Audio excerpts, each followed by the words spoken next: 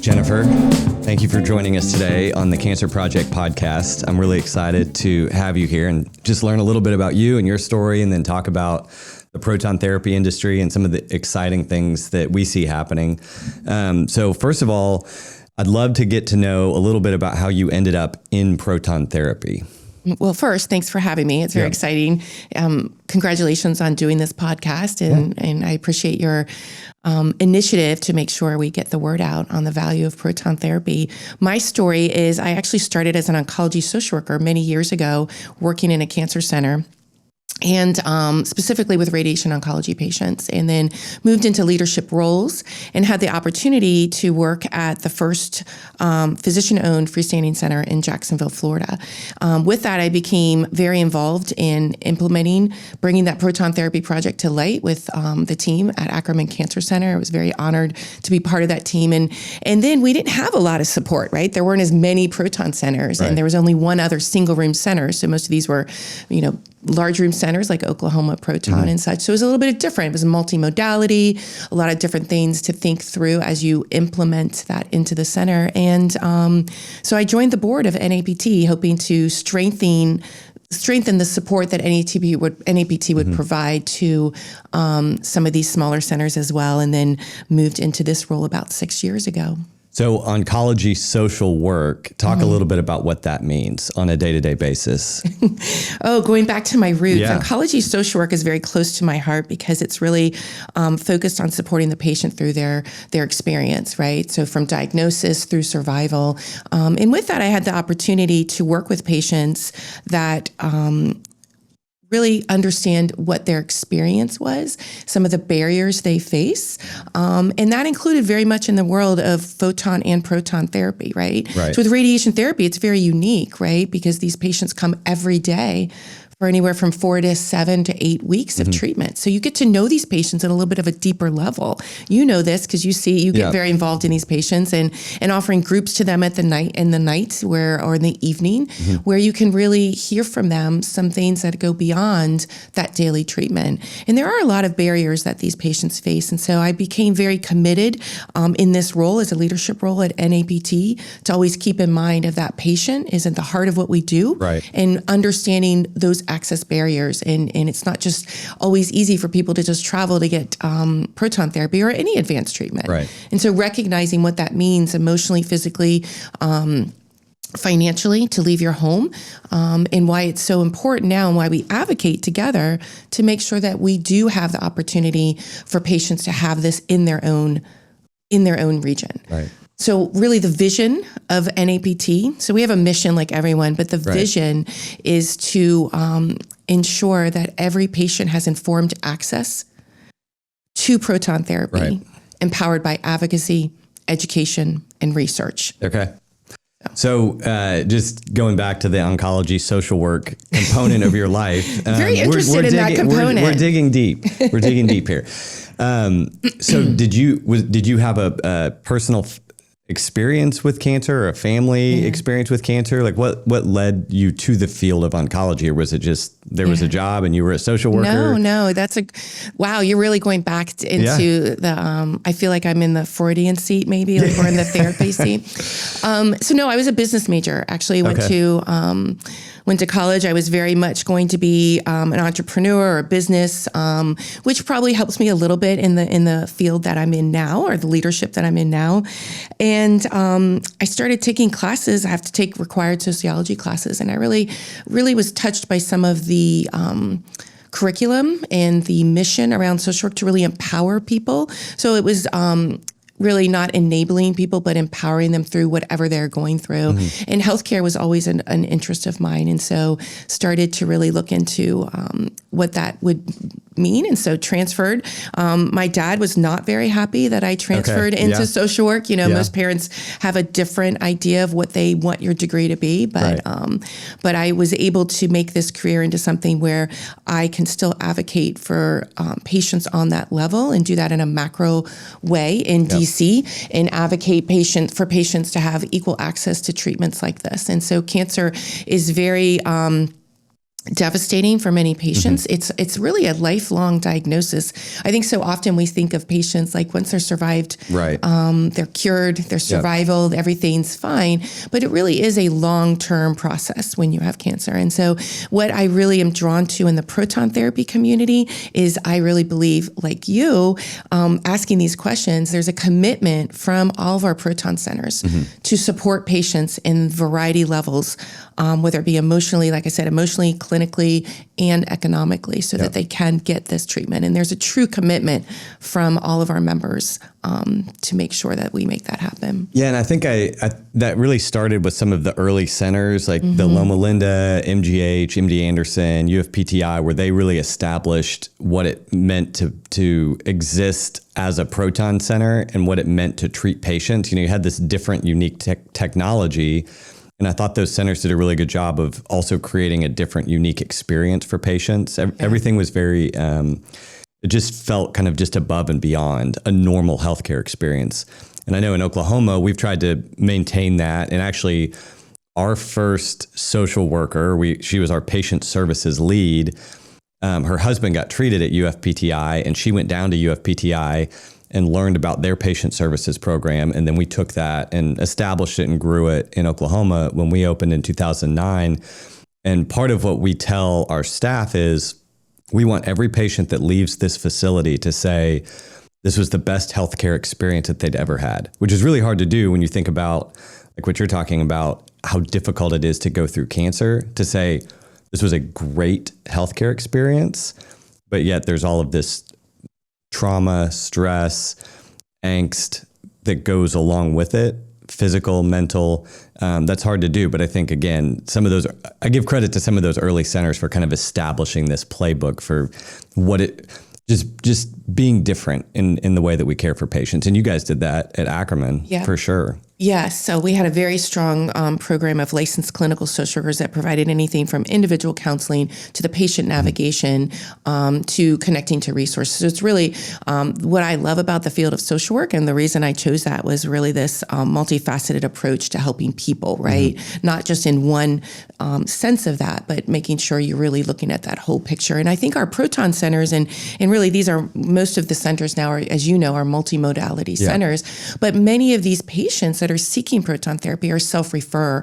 So they are looking for this experience. They want to make sure that they have the care they need and that they're wrapped in those services. And so our centers do a phenomenal job with that, whether it be from the beginning of navigating that patient through the system, even being an advocate through the insurance and appeal. I was just visiting one of our centers in Ohio, and their intake person really, it was phenomenal because as I was walking through this center and taking a tour, one of the therapists went up to the intake coordinator and said, "Oh, this patient really wants to meet you because you were so helpful in connecting her to resources and getting and just validating and supporting her when her insurance denied that case and she had to wait about 2 weeks to start treatment." So our centers are very well positioned to support them. And so patients often come out of that experience just feeling very supported. And so some of the work you're doing when I visited your center, the Proton Pals, the groups in the evening, those all are very important to the individual patient and their families. The Hope in the Heartland Luncheon, which you came out to, which is a survivorship celebration with Shannon Miller.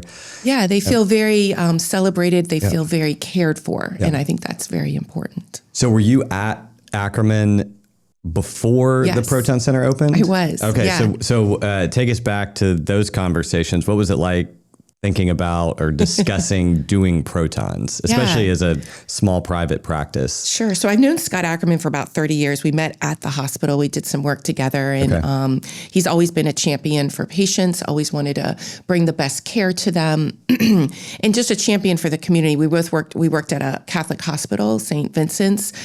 Sister DeSales, our mission was to treat all patients and bring in all patients through that door, whether they had the ability to pay or not. And so that commitment was continued when he opened his own private practice as well. So that not many, probably no private practices had social workers really. You saw social workers in hospital settings and such. But he knew that was important to get those patients the lodging, the transportation, and really insurance coverage. This was before the days of the Affordable Care Act. So we had a significant number of uninsured patients in Jacksonville, just like many cities did, and some still do, but it was worse back then because we didn't have any safety nets and such. And so he really he had a vision to bring proton therapy to Jacksonville. UF was the 6th center in the United States. Right. It's been open 20 years. But he very much knew that was going to be the future. He's very much a visionary. So I think a lot of people doubted whether a small private practice could do that. Yeah. So there was a lot of conversations around how we could implement that. He's a very intelligent man, but he's very committed as well. And so I think what's really important for new centers is you have to have a champion, someone that really believes in this, because it is not easy to plan and develop and bring a proton therapy center to even a freestanding area or even a hospital-based center.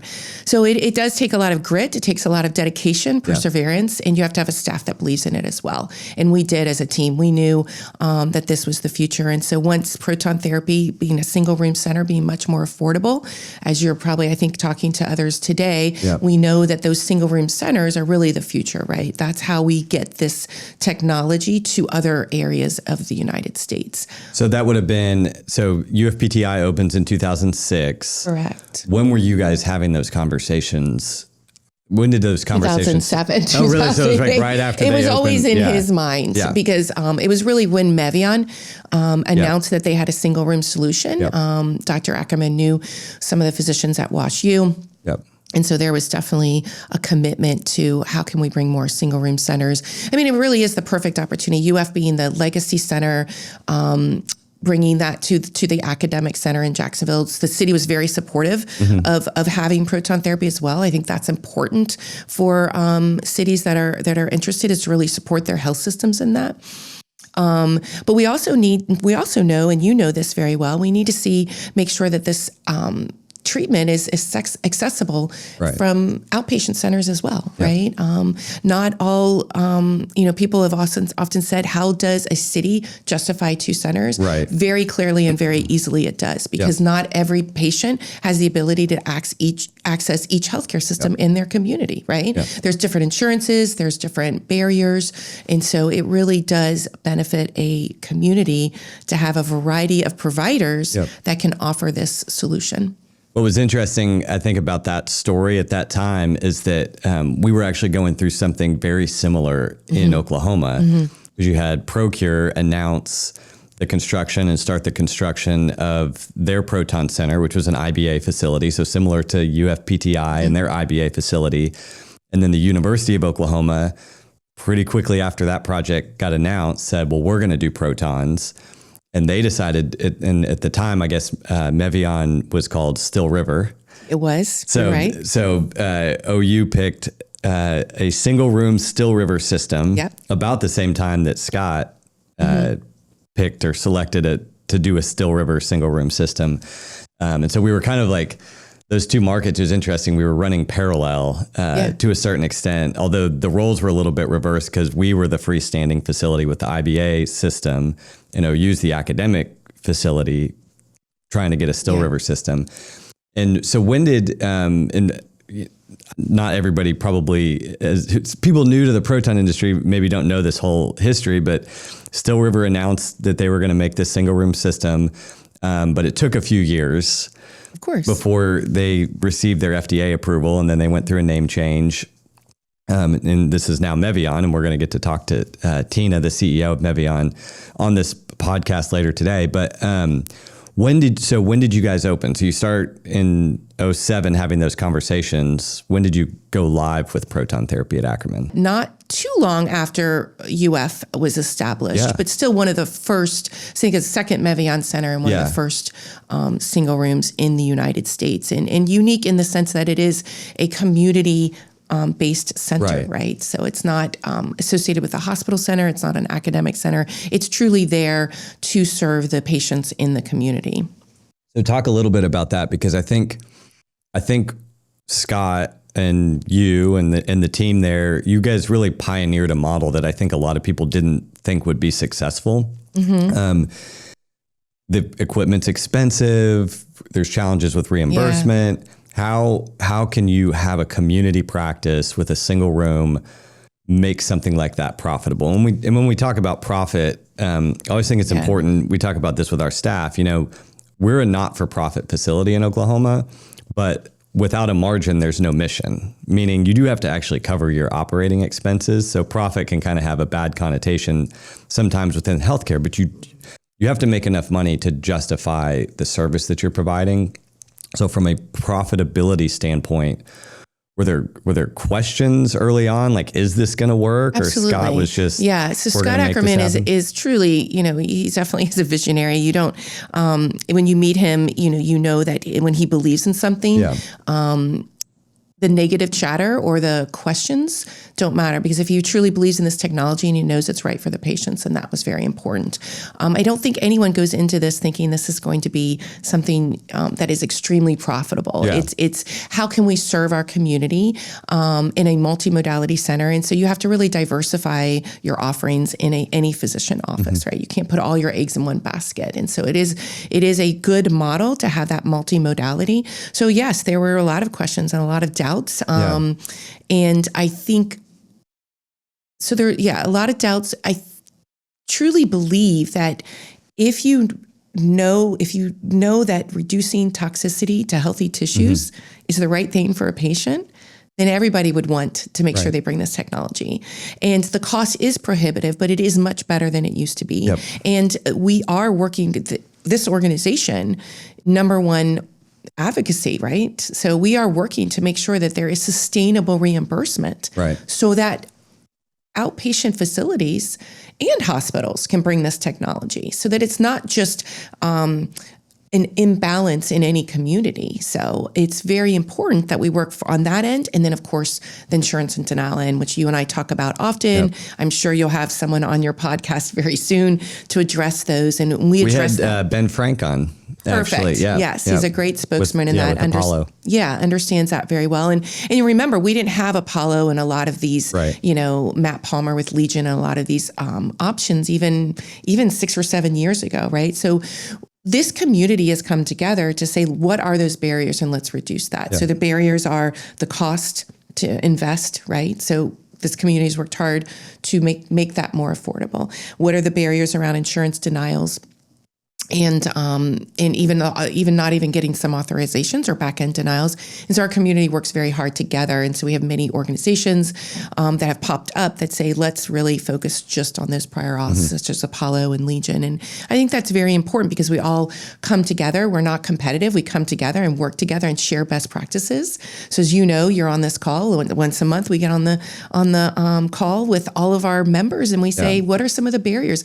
How can we break through some of the issues we're having with Aetna, United, Evacor, and we've addressed those individually with Evacor as well. Right. And so it's really a multifaceted approach to make sure that we are supporting these patients that need access to this treatment. So in Jacksonville, you have these 2 centers now that are operating, and I think this is a question that I hear from time to time. I'm sure you get it more than I do. Is, can you have 2 proton centers in a market? Absolutely, yes. And so why do you say that? Because, well, there's 2 reasons I say that. Yeah. I've seen it work for one reason. I can tell you that. The second reason is right now, currently, if you look at the stats of how many people get cancer, let's talk about the stats real quick. 2 million Americans were diagnosed with cancer in 2024. 1 million of those need radiation per Astro and AdvaMed and other studies that have been done. All right. So 1 million need radiation therapy. Right. If you look at just Group 1 Astro indications, which really don't cover all the patients that really do need proton therapy, but let's just do a conservative analysis. Yep. So let's just say 20% of those need proton therapy. That's 200,000. Right. Right now, only about 18,000 patients received proton therapy last year. So less than 2% of all radiation episodes are proton therapy, and only 9% of patients who need proton therapy have access to proton therapy. 9%, that's a very small number. So I know that even in Jacksonville, when people say, oh, Florida has too many proton centers, we actually don't have enough. I push back on that concept. Because if you really take that number of the 200,000, right now we only have 1 room per 3 million people. So we do need more capacity. We do have more studies that are showing the benefit. Now we have a study from Dr. Frank, who I know you're talking to soon, soon to be published in The Lancet, showing an overall survival that's higher with head and neck cancers with proton therapy. So we need more capacity for these patients. So I push back very strongly on those. I also think patients need their choice, right? They need to know and choose between centers. Maybe they have a chair's physician. Maybe they've been getting cancer treatments and they want treatment at that center.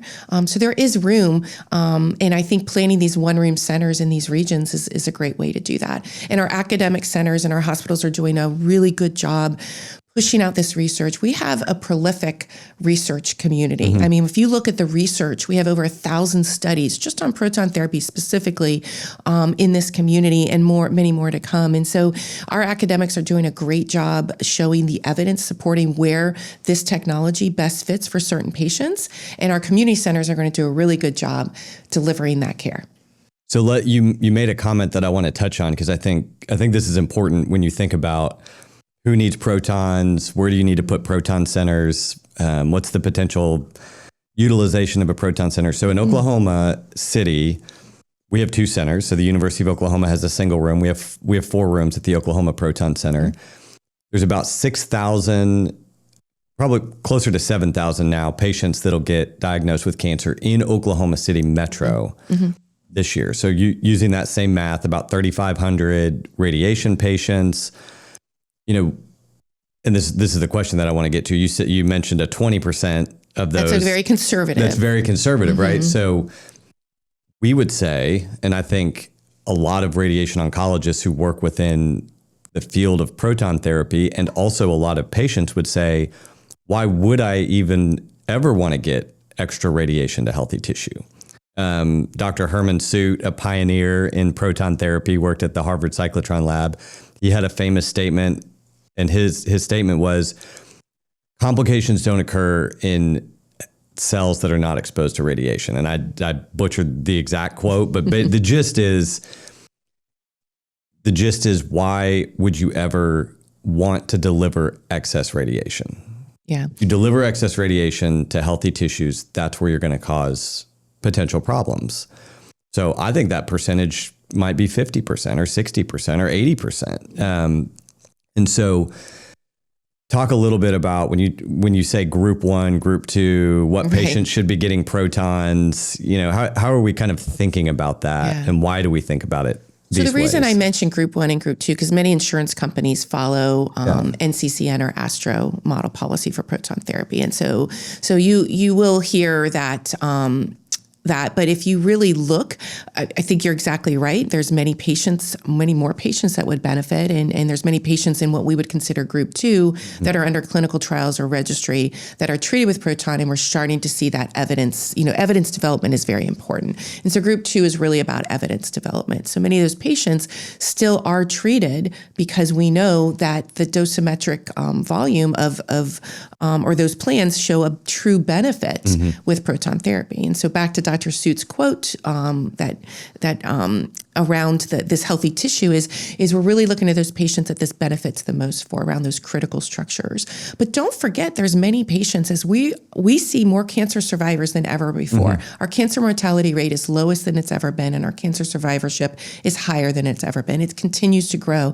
And as we're seeing that number grow, remember, there's patients that unfortunately are diagnosed with a second occurrence, a reoccurrence, right? And so many of those patients would benefit if they didn't get proton in the first stage, diagnosis or first treatment. They would many times likely benefit in the second round as well, what we call reirradiation, depending on that. And so those numbers, again, numbers are great, right? But numbers are not people. And so when you have a patient in front of you, that really shows those advantages, and that's what we fight for. And so I think that there's a wider variety of patients that could benefit based on close to critical structures, but it is a limited resource. Yeah. So what we hear is many of our centers, especially these single room centers, part of a hospital system, are having to triage who is the patient that benefits the most. And so I want to not hear that we have to triage those. I want those patients that really do need this treatment to be able to access that. So you joined the board of NAPT. I did. You're now the executive director of NAPT. I am. What happened there? You left the clinic. What was that? So what happened with that transition? So in 2019, our previous executive director, Scott Warwick, moved into a different position. And being on the board of directors, you have a very keen insight to the strategic priorities and the importance of an organization like this. And so this was an opportunity that I really felt I could advocate for patients in that macro level and advocate for our members in a way that would be very unique. And so had the opportunity to join NAPT in 2019. It was very hard to leave. Yeah. I had been at Ackerman Cancer Center for over 15 years. I still very much enjoy visiting them and seeing their growth and their success. But this is an opportunity for me to help Ackerman Cancer Center and really all of our members in a larger way. Go to DC. We have a presence in DC that we have never had before. Yeah. So now if you go to see many of the Congress people, if you talk to your congressperson, they will most likely know about proton therapy because we're talking about it at a federal level, and our centers are now talking about it regionally as well. And I think that's very important. Dr. Maggiore, our FDA commissioner, just said in a recent meeting I think it was in March, in front of in front of HHS secretary, in front of the CMS administrator, in front of our president, basically said that U.S.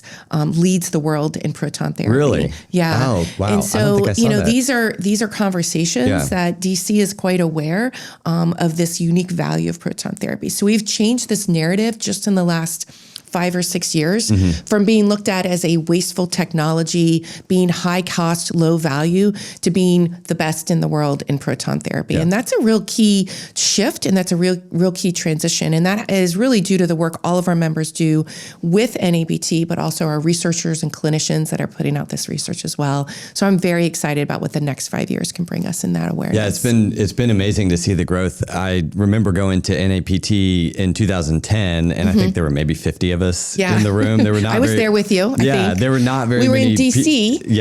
At the in Pentagon City, right? That's right. Yeah, and that's 50 total people attending the conference. Right. Now we have almost that many centers that are open in the U.S. So I think there really has been a paradigm shift where it's just kind of this unique treatment, and there's not going to be that many centers. So now you're really seeing all top academic programs say we have to have this modality if we're going to continue to be a top academic cancer center. But you're also seeing physician-owned groups or community hospitals put in proton therapy. And so it's just been really neat to see that expansion. Yeah, about 70% of NCI designated centers either have the technology now or are in development. And so I think two good examples is Duke just recently announced their system. And then you also have Southwest Florida Proton. Dr. Shannon McDonald's here speaking this afternoon at Astro. And that's a community center similar to what Ackerman did in Jacksonville in the Southwest Florida corridor. So two good examples of how we're starting to see this development. And I would say, yes, we've seen this growth. But this year we've only had, we only have one opening this year. Oh, interesting. Next year, I think we'll have a few more that'll come online. And maybe COVID slowed down some of these projects as well. But I wouldn't say that this is a prolific growth, right? This is a steady strategic growth. It takes time to develop these centers. They're developed in a very thoughtful, strategic way now. We've learned from some of our past centers, and we've learned about how the tumor sites treated are really evolving, and it's a different type of mix of payers as well. And now we're starting to see more AYA patients, and I think that's really important to talk about as well, because we're starting to see more younger people diagnosed with cancer. We've never seen that before. Right. The American Cancer Society is really digging into this. They have some research pending. And so until we know, the reasons why, we definitely have to be positioned to make sure that these young people have the treatment that is kind to their bodies, so that they can have their fertility, have their life ahead of them. And so I think that's a really important message as well. So when you talk about advocacy in DC, I think it's important, especially for people that are thinking about doing protons, to understand the support that they're going to have with the NAPT. What does that advocacy look like? What specifically are you advocating for in DC? That's a great question. So we're advocating for a few different things, but our main support is the sustainability of our proton centers in our hospitals that are providing this treatment.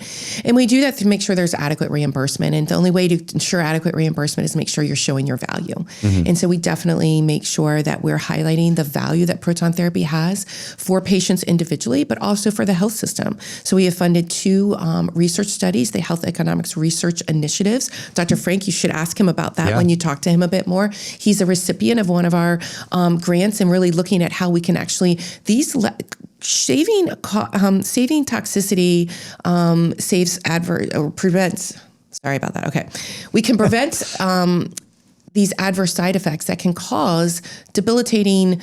Hold on, I lost my train of thought. Okay. Well, I remember the paper that MD Anderson did with the University of Texas. I guess it was the health system and the university. Right. So you had those covered lives, and they looked at, I believe it was for head and neck cancer patients. They did specifically, yes. They looked at the total cost of care during and for a short period after treatment. And even though proton therapy was more expensive up front at MD Anderson, the total cost of care was actually higher for patients that got traditional radiation because of all of the side effects. Exactly. So adverse side effects cost the health system money, and they cost patients money too. So if we're talking about financial toxicity for patients and also for our health system. So we have data that we have pulled from CMS data showing less hospitalizations, less ER visits. All of that saves the system money. And so we're constantly telling that story of the value for the patient, but also the value for the healthcare system too. Because when you do have a higher cost treatment, you want to make sure that you show all the aspects of how it is valuable. So pharmaceutical companies, those treatments cost a lot more money than radiation. I don't think we have done a good job as an organization to tell the story in DC of the cost effectiveness of radiation oncology as a whole, right? Yeah. Even compared to surgery on some things. Dr. Slater from Loma Linda did a great study that was published in the American Cancer Society journal, cancer.org, that really talked about in liver cancer, comparing chemoablation surgeries and to proton therapy and showing that patients did just as well, but it was a much more cost-effective treatment. So when we're in DC, we tell those stories, right? But we're also telling stories of this prior auth. So you know that this is a national issue. It's not specific to the proton therapy world, but it's very acute in our world. And so when you have a treatment that's been questioned or that's been labeled as low value, high cost in the past, and we're switching that narrative, it is much harder to finally educate these insurers on this value. There's been some high profile litigation. There's been some high profile legislation in certain states. Louisiana just passed their own legislation on this as well, regarding patients' rights around prior auth. And as more and more Medicare beneficiaries are now under Medicare Advantage plans, this is a really key issue that we all need to work together. All stakeholders, ASTRO, AMA, ACRO, all of the stakeholders and with NEBT need to really be telling this story, because we have Medicare beneficiaries being denied for treatment if they have a Medicare Advantage plan when a Medicare beneficiary that's next door can get that treatment. And so there's a real inequity of access around the barriers of insurance authorization. And that is a very strong focus of NABT when we're in DC and also with other stakeholders, just to work with the industry to move the needle on that. And I think one of the things that you guys do a good job with your advocacy is taking it back again to the patient. We can talk at this macro level, but ultimately it's a person who is impacted by this. Absolutely. We had a patient just recently at the Oklahoma Proton Center. So we have 3 linear accelerators along with our 4 proton treatment rooms. And we do run into issues with getting coverage for some proton cases. And so we had a patient that didn't get approved for protons, and so unfortunately was going to need to get treatment on a linear accelerator, traditional radiation treatment. And they were in the lobby, and we had a brochure in the lobby that showed a comparative treatment plan. So it showed the radiation exposure to healthy tissue with traditional radiation for their particular disease site, and then with protons. And the moment that the patient saw that, of course, we're saying, hey, photons is a great treatment. We're going to do a good job with this. it didn't really hit home until the patient saw that image and saw all of the extra radiation and understood the amounts of radiation that were going to be hitting healthy tissue. And they were very upset about that. And this was, and I just, it comes to my mind as you're talking, because that was a person who was denied care that almost certainly would have been better for them. And so now they have the trauma of going through cancer, and they also have the trauma of their insurance company saying, you're not going to get the care that your doctor is recommending. So it is a real issue, and it impacts people, I think is the point with that. Absolutely. It definitely impacts people. But it's interesting. If you, I get calls from patients about twice a month on this issue, and I work with them. I tell them that their proton centers are very well equipped to help support them. And so we have an insurance and appeal toolkit also to support patients so they can understand this process. It's a very complicated process when you're going through a denial, right? You know this because you've done this on the business side and then the patient side, supporting the patients as well. And so we make sure that those patients have the support of understanding what a second appeal is, what a peer-to-peer review is, understanding their benefits. Do they have a self-funded plan? Can they work with their employer as well? How to advocate for themselves. But what's interesting is most of these cases, especially MA plans, are overturned and in the favor of the patient. So it's really a delay. Denial by delay. It's really right? denial by delay. Yeah. Thank you. And so we really try to tell that story as well. We don't want people to not seek proton therapy because they're worried, I don't want to go through this insurance and appeal process. Go through that process. It can work, and it does work, and you'll get that support as well. And we are seeing these delays are lasting a little bit longer, but we're definitely seeing more success in those appeals as well. And so when we tell this story in DC, the Congress people, CMS, we interact and engage with all levels of policymakers in DC, whether it be CMS, HHS, the White House, the Vice President's office. We've done all kinds of visits in the past 5 years to tell this story, and of course to the Congress people as well. What I want to mention to you is they are very proud of the proton centers in their community. They really are. And so I work with our members to say, anytime you have an event, invite them to your event because they actually do talk about it and are very proud that this is offered in their community. And they want to safeguard that and make sure that they support. And so they are very much true champions for this. And cancer is bipartisan. Let's be real. We can be very much on both sides of the aisle on here. And it's very refreshing because when I do go, I'm working with all sides on this issue. Well, it's also something that impacts everybody. I mean, it's very rare that you talk to somebody that hasn't been impacted by cancer either directly or family member, friend. And I do think that's a good point that we think about advocacy and awareness being patients and doctors in the local community, but there also is this political advocacy at the local level that should occur. And each center should think about that. And we get about 80% of our commercial pay and Medicare Advantage cases approved. It might even be a little bit higher, 85%. And that's up from 15 years ago. I mean, 15 years ago, we may have been 50 or 60%. So things are getting better. And I do think you're right that first no doesn't have to be the final no. There is an appeals process, and most of the proton centers have great teams that advocate for patients on that behalf. So you said that you're excited for the next 5 years of proton therapy. What do you mean by that, or what are some of the things that you're excited about? So short term, I'm really excited to welcome some new members. And so as we have some new centers coming online, University of Wisconsin will be opening next year. Southwest Florida will open later this year. It's very exciting to see a new energy come into the organization and, of course, serve their communities as well. I'm also excited about renewed engagement. We had a reception here on Saturday night. We expected about 50. We had 100. Oh, nice. So it's like you said, at our conferences, we have close to 400 rather than 50 now. And so I'm very excited as we're providing education that we have so many that want to speak. They want to come to the conferences, and they're networking and engaging at that level. And then we have really clear strategic focus. So our board of directors is a very dynamic, engaged board of directors.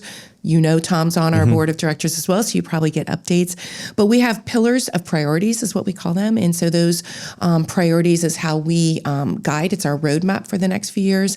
And that's around research, advocacy, education, and mission sustainability. And so supporting those members is our mission sustainability, growing this organization, which we've seen great growth in this organization, but that's also growing our leaderships teams, so volunteer leadership and such as well. And then collaboration with the research. I mentioned our health economics research initiatives, so continuing to fund those, and then our annual member survey. So we put out a press release today. We are the only organization that monitors the trends and outcomes in proton therapy. And so we have those results are out. And so we put out a press release with some of the teaser stats on that. And it really helps you understand the state of proton therapy. And then last is education. We don't just do that annual conference. We do webinars. We do a lot of peer-to-peer education as well. And so we're excited to expand some of those educational opportunities in the next few years. So what, when you talk about research, what are you hoping that the proton community focuses on, or what do we need to focus on from a research standpoint? Yeah. Clinically, or data in the sense of operational? I mean, I think you talked about Overall? Research being a mission or an objective of NAPT. Maybe talk a little bit about what that means. Yeah, that's actually a good question, because our board often says, well, Jennifer, we're not doing the clinical research. Right. Why is that? Tell us about that priority pillar for you. So remember, research is data, right? So our data of our annual member survey, our data that I talked to you about, pulling data around reduction in hospitalizations. We pushed a publication around the trends in treatment for Proton Center, for proton therapy with Dr. Bill Hartzell and some of our physician leaders. We have a physician advisory committee that works together to publish some of these data points that I think are very important around the narrative of proton therapy, and then supporting the research community that we have. So we collaborate with PTCOG-NA, PTCOG, PCG. We host an annual, actually it's a biannual research forum. We did it last year in DC. We'll do it again in 2026. And that's where our leading proton therapy researchers come together and to find what are the research studies that what are the questions that we need to answer. Yeah. And so this is a very thought-provoking day as we look through comparing proton therapy with immunotherapy against surgery, looking at a little bit beyond what some of our randomized trials have already done, and what the future of immunotherapy can be. What are the indications that show that proton therapy could show an even a synergy with immunotherapy to really benefit the patient. And so we really want to support those stakeholders and make sure that we support the research that's coming out. And so when you talk about clinical research, I guess part of the question that I have is why do we even need to do that? I mean, you talked about maybe the payers are asking for this research, but what specifically are they wanting to see, or what's the data that we're trying to produce? And I say that, if I'm a patient, I'm thinking, well, it's pretty obvious. Proton therapy. Look at the plan. Look at the plan. There's less radiation to healthy tissue. Why wouldn't I just get that treatment and not the other treatment? Yeah. Well, from a payer standpoint, if you're a payer and you have two different modalities, or quite a few modalities, it's not just photon, right? We have brachytherapy. There's a lot of different radiation oncology modalities, but one is a bit more expensive than another. You want proof, right? That what is that benefit and which patients does it benefit the most? We know that IMRT has advanced as well, which is really good. Just like proton therapy is evolving, and we got pencil beam therapy, pencil beam scanning. Now we're looking at flash. IMRT evolves as well. So there are certain cases, right? I mean, I think we can say this, that there are certain cases. We're both advocates for proton therapy, but there are certain cases where maybe it's not that much beneficial, that patient maybe doesn't need it. And I often tell those patients too, right? Because you talked about this patient that said, well, I couldn't get, here I am getting photon, but I've heard about proton. But there's still very good treatments with that aren't proton that are very specific and targeted as well. And so I think what we really need to do is define that patient, that subset of patients that benefits the most, because this is still a limited resource. Yep. So although we're seeing expanded access, we're seeing more centers come online, it's still a limited resource. It's still going to take time to get this in every community. So yeah, so really what it boils down to is a cost effectiveness element to proton therapy. Can you justify the incremental cost for this particular modality or this particular treatment as opposed to an alternative? And I think you bring up a good point that we do a really good job treating patients with photons as well. And there's been advances in treatment planning. There's been advances in interim imaging. We just have a much better ability to control radiation, whatever the source is, and understand what's happening and where it's going than we did 10 or 15 or 20 years ago. So if somebody is considering doing protons, let's say it's a community hospital, limited funds, they come to you and they say, Jennifer, how should we think about this process, or how should we approach this process? We don't even know where to start in thinking about doing protons. We think we want to do it, but we just don't even know how to take the first step. What do you tell them? Yeah. So this is not a plug for our conference, but I really truly believe that our conference is a great way to kind of dip your foot into the water of like what the proton community is and learn about that. We often bring in speakers about that. But I tell them to visit a proton center that's currently providing care similar to theirs. So if you're a hospital center in the community, you're looking at a single room center, then visit one of those. Visit the Huntsman, visit WashU, visit OSF and get an idea and talk to our experts that are already delivering this. This is a very big decision, but it's a very good decision, because making sure that your patients have access to this type of treatment is really important, because if not, they're going to go out of your system. Right. So keeping them in the system actually make sure that you are providing the leading cutting edge technology in your area, and you're also bringing in patients to your system, because patients do want to be treated where there is the most advanced technology. They want to go, just like you and I like to go to dinner at maybe the newest, hottest restaurant, right? They definitely want to be when they have cancer, be treated at the center that's going to offer them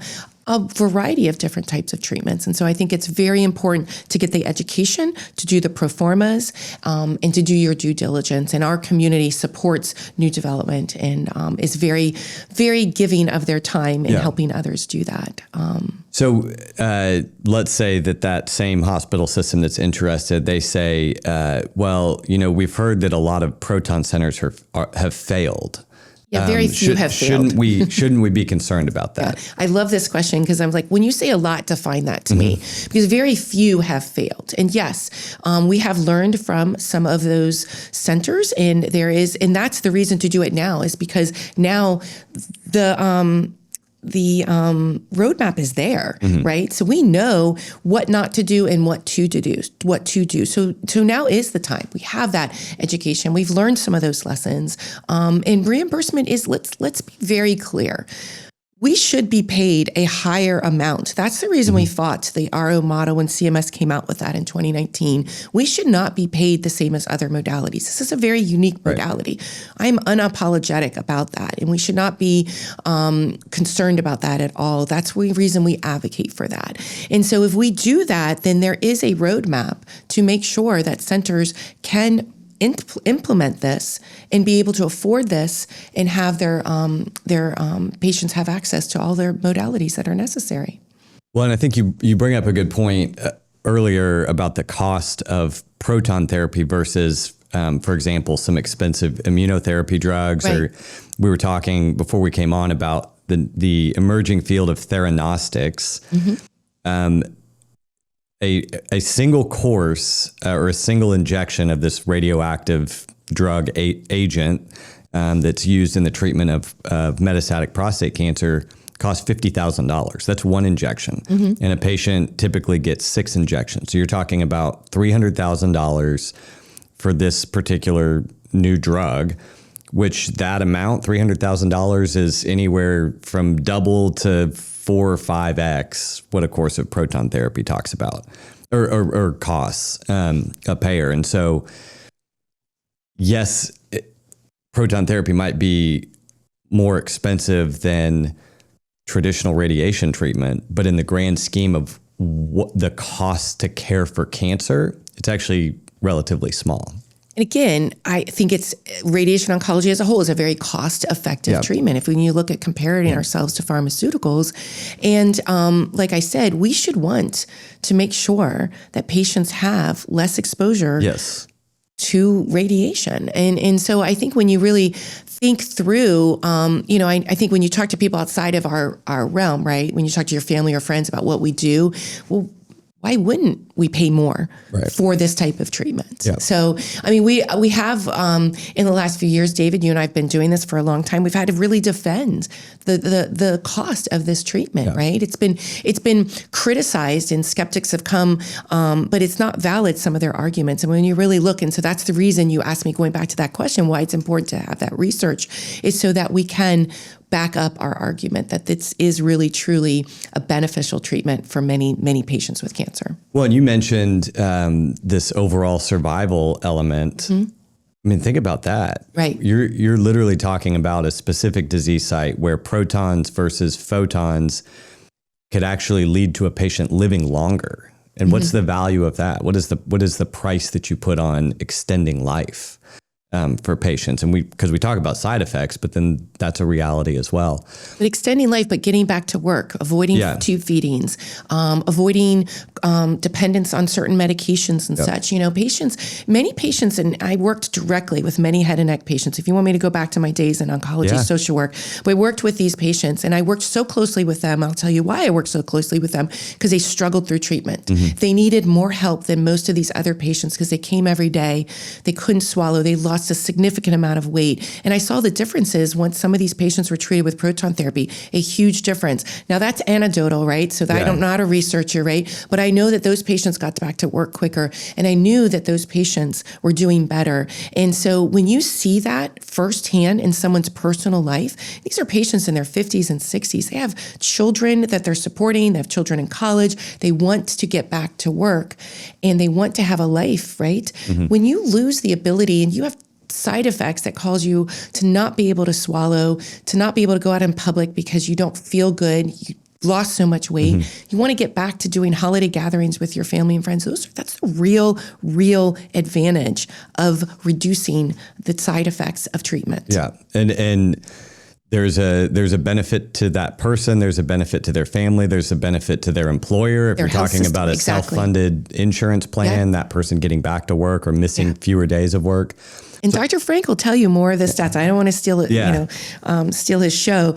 And I know we're probably short on time too, but he'll ask him some specific questions, because he will talk to you about even getting people back to paying their taxes, right? So when you're working, you're paying taxes. You're not on disability and such. And so he's really dug into that with our Health Economics Research Initiative that we funded. And it's going to be very valuable research. That's not going to be published in the Lancet. That will be a separate publication. Okay. So, I do want to go, just in the last few minutes, I do want to make sure we kind of close the loop on the narrative about, well, there's been these proton center failures. Okay. And just You're really going to drive that home, huh? Well, I just want to make sure that we address that, because I run a center that there was a narrative that this center couldn't be successful or it did actually shut down. And so I think when you zoom back out and you say, okay, yes, there's been maybe a couple here or there, high profile, large facilities, 4 or 5 rooms that maybe from a cost standpoint, where there was a bigger capital investment made at the time the center was built than was sustainable. Most of those have been restructured. I think about Oklahoma. The center in Oklahoma was doing about 350 patients a year in 2016, 17, 18, shut down. We bought it. We reopened it, recruited new doctors that were really dedicated and focused to proton therapy and figuring out how to treat different disease sites and educating the community. And we'll treat 750 patients this year. And that's at a community center that's not part of a hospital system. We don't have a built-in organic referral base. And so I think if if you have a good business model and you go out and you do things the right way and you operate efficiently, you can make a center successful. The Ackerman Center is another great example. That is a privately owned individual physician group that has made a Proton Center successful. And of course, you see these big academic centers. MD Anderson's expanding. But yeah, I mean, maybe just address a little bit more for somebody who's not in the weeds with protons. Yeah. And you see a headline, high profile bankruptcy or Proton Center failure, whatever the narrative is. Maybe just touch on that a little bit more. Well, think through this, right? It's a high cost investment. Yeah. So you're investing a significant amount of resources in developing the center, but it also takes significant resources to maintain the center, right? Most people don't realize that Proton Centers have on-site engineers. Yeah. They live in that city. They're working there. This is not an inexpensive proposition to invest in and then to maintain. But having that champion, going back to that message, is extremely important. I think you all are a great example of that at Oklahoma, right? So you took this center that you saw that was important for the community, and how can we make sure that this is financially viable? And so you have to do that with the right cost structure, the right champions, and an investment in the community as well. And so you also have to fight those insurance. So remember, these centers invested a lot of money, and then insurers were pulling back, not paying back as much. And so and then we also had COVID was a real issue for many centers as well. And so if you were really on a thin line of walking that thin line, I should say, it could be very hard to keep your doors open. And so that's why we're seeing this now with rural hospitals, right? So we're seeing this now because we're not seeing that federal support and reimbursement for some of these rural hospitals. So it's not unique in healthcare to see hospitals or centers experience financial strain or even bankruptcy. So I think we have to look at this from a broader lens. How do we make sure we support this from a federal policy level for adequate reimbursement, staffing levels, champions, and support our community centers, because they are very important for every region in the United States. So you bring up a good point with rural hospitals, because Proton Centers, they tend to be high profile projects. Correct. And so if a couple out of 50 don't do as well, which is to be expected in any industry, they tend to be high profile failures. There's been lots of cancer centers that have shut down. There's been lots of hospitals that have shut down or gone through bankruptcy or restructuring. We're sitting here in San Francisco today. You think about tech companies and AI. There's going to be a lot of AI companies that start up and raise lots of money and then end up failing. But you don't say, well, we're just not going to do AI, because we've had a few companies that didn't make it because of whatever structure or product or whatever they were doing. And so I want the takeaway to be that, yes, just like in every other industry, there's always going to be a few projects that for whatever reason don't work the way that they're supposed to work. That's not a reason not to invest in proton therapy, because, and especially now with costs coming down, we understand a lot more about how to make centers successful from an operations standpoint, from a cost structure day-to-day standpoint. We have a better understanding of what patients to treat, when to treat them, how to treat them. Things are more efficient from a treatment planning standpoint with advances in treatment planning software. And so I think that I'm very optimistic on the future of the industry. And you see big academic centers like Mayo and MD Anderson investing more in protons.